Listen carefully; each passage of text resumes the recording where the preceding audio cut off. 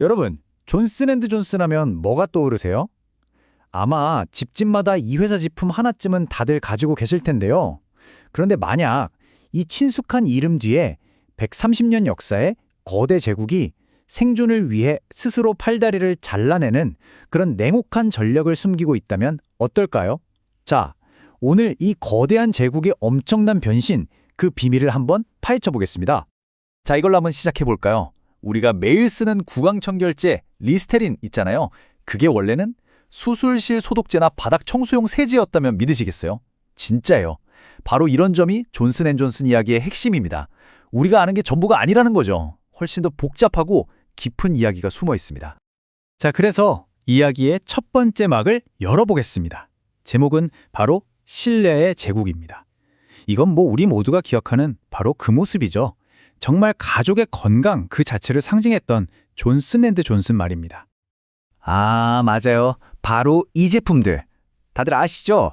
다치면 밴드에이드 붙이고 머리 아프면 타이레놀 찾고 아기한테는 베이비 파우더 발라주고 이게 거의 100년 넘게 우리 삶 속에 있었던 거예요. 그러니까 존슨앤존슨은 그냥 물건을 판 게 아니라 우리 가족은 안전해 하는 그 안심을 팔았던 거고 그게 바로 신뢰가 된 거죠.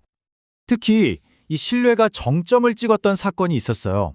1982년에 정말 끔찍한 일이 터졌는데 누가 타이레놀에 독을 넣은 거예요.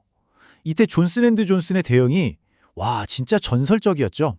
망설임 없이 미국 전형의 타이레놀을 싹 다 수거해버리고 지금 우리가 보는 안전포장을 그때 도입했어요. 이 일 하나로 이 회사는 진짜 믿을 수 있다. 기업 책임의 교과서다. 이런 찬사를 받으면서 그 신뢰가 정말 단단해졌습니다. 그런데 말이죠. 그렇게 눈부시게 쌓아올린 신뢰의 제국에 아주 어두운 그림자가 들이오기 시작합니다. 거대한 균열이 생기기 시작한 거죠. 자, 이제 이야기의 제2막 논란의 유산으로 넘어갑니다. 그 시작은 바로 베이비 파우더였습니다. 이 타임라인을 한번 보세요. 진짜 충격적인 게 뭐냐면요. 이 문제가 최근 일이 아니라는 거예요. 무려 1970년대부터 내부적으로는 이거 발암물질인 성면이 섞일 수도 있겠는데 하고 알고 했었다는 의혹이 제기된 거죠. 근데 그게 수십 년간 묻혀 있다가 2018년에 와서야 수조 원짜리 배상 판결이라는 폭탄으로 꽝 하고 터져버린 겁니다. 그리고 이 숫자 한번 보시죠. 4만. 이게 무슨 숫자일까요? 바로 소송 건수입니다. 근데 이게 끝이 아니에요. 4만 건 이상입니다.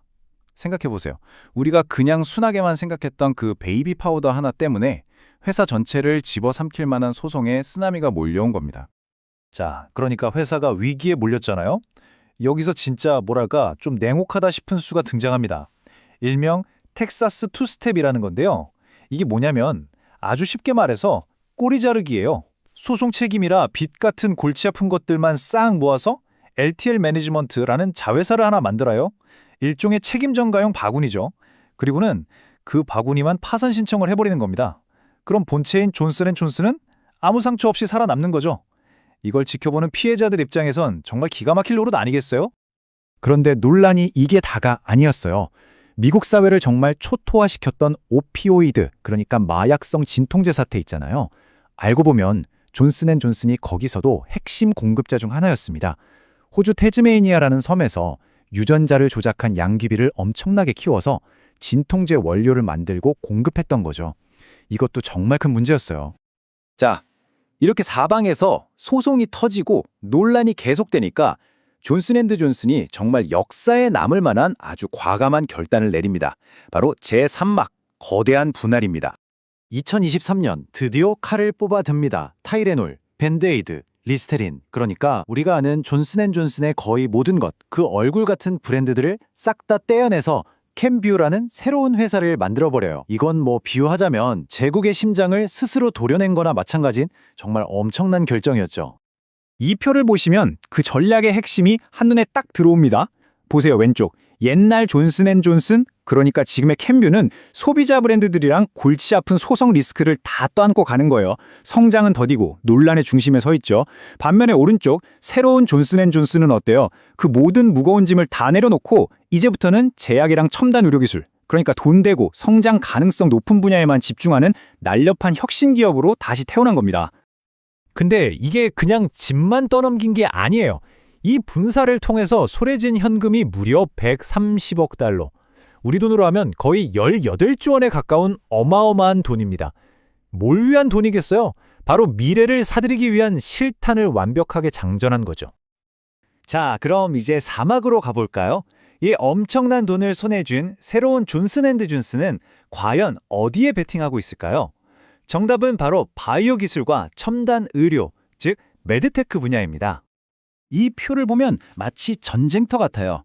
바로 폐암 치료제 시장이라는 전쟁터 말이죠. 지금까지는 아스트라제네카의 타그리소라는 약이 거의 왕좌를 차지하고 있었거든요. 여기에 새로운 존슨앤존슨이 신약 조합으로 도전장을 딱 내민 겁니다. 근데 그 결과가 정말 놀라워요. 기존 약보다 질병이 진행되거나 사망할 위험을 무려 30%나 더 낮췄다는 임상 결과가 나온 거예요. 이건 뭐 시장의 판을 완전히 뒤집어 버릴 수 있는 게임 체인저인 거죠. 그리고 이 놀라운 결과는 바로 숫자로, 돈으로 증명됩니다. 이 그래프 좀 보세요. 이 신약의 3분기 매출 성장률? 무려 122.5%예요. 와, 이건 그냥 성장이 아니죠. 말 그대로 폭발입니다, 폭발. 회사의 새로운 전략이 정말 제대로 먹히고 있다는 가장 확실한 신호 아니겠어요? 근데 이게 신약 개발에만 그치는 게 아니에요. 존슨앤드존슨은 이제 심장 질환 치료 기술이나 수술 로봇 같은 앞으로 엄청나게 커질 차세대 의료기술 시장을 아예 장악하려고 아주 공격적으로 회사를 사들이고 있습니다. 그 대표적인 사례가 바로 이겁니다. 13억 달러, 어마어마한 돈을 주고 쇼크웨이브 메디컬이라는 회사를 인수했어요. 이 회사가 뭘 하려면요. 혈관에 칼슘이 껴서 돌처럼 딱딱해진 거 있잖아요. 그걸 마치 공사장 드릴처럼 충격파로 깨부수는 정말 혁신적인 기술을 가지고 있어요. 이 숫자 하나만 봐도 미래의학에 정말 모든 걸 걸었구나 하는 게 느껴지죠. 로봇 수술 분야도 마찬가지예요. 지금 이 시장은 다빈치라는 로봇이 거의 독점하고 있는데 존슨앤드존슨이 오타바라는 새로운 시스템을 들고 나왔습니다. 이게 진짜 대단한 게 수술 로봇팔이 아예 수술대랑 하나로 붙어있는 일체형이에요. 한마디로 다빈치 너 나와 하고 정면으로 도전장을 던진 겁니다. 자, 이 모든 극적인 변화들, 결국 시장이 존슨앤존슨을 보는 눈 자체를 완전히 바꿔놓고 있습니다. 드디어 마지막 5막, 방어주에서 성장주로의 대변신입니다. 월가의 투자자들이 이제 J&J를 다르게 보기 시작했어요. 예전에는 고겐 경기가 안 좋아도 주가가 잘 안 떨어지는 안전한 주식, 그러니까 방어주지 이랬거든요. 근데 지금은 아니에요. 이 분석가 커멘트처럼 이제 J&J는 지루한 회사가 아니라 폭발적으로 성장할 수 있는 바이오테크 기업으로 완전히 새롭게 평가받고 있는 겁니다. 자, 그럼 지금까지의 여정을 한번 정리해 볼까요? 이 4단계로 요약할 수 있습니다. 첫째, 성장도 느리고 소송만 가득한 소비자 사업부를 과감하게 떼어냈죠. 둘째, 그걸로 엄청난 현금을 확보했습니다.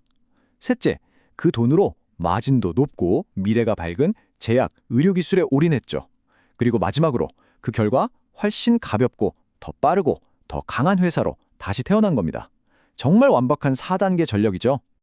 자, 그래서 마지막으로 우리는 이 질문 앞에 서게 됩니다. 존슨앤존슨의 이 거대한 변신. 이걸 과연 인류의 생명을 구하는 눈부신 혁신으로 봐야 할까요? 아니면 과거의 잘못에 대한 책임을 회피하려는 아주 영리한 면죄부로 봐야 할까요? 어쩌면 미래를 바꾸는 위대한 혁신이라는 건 과거의 논란이라는 이런 진흙탕 속에서 피어나는 꽃일지도 모르겠습니다. 여러분의 생각은 어떠신가요? 이 저울 위에서 여러분은 어느 쪽에 무게를 더하시겠습니까?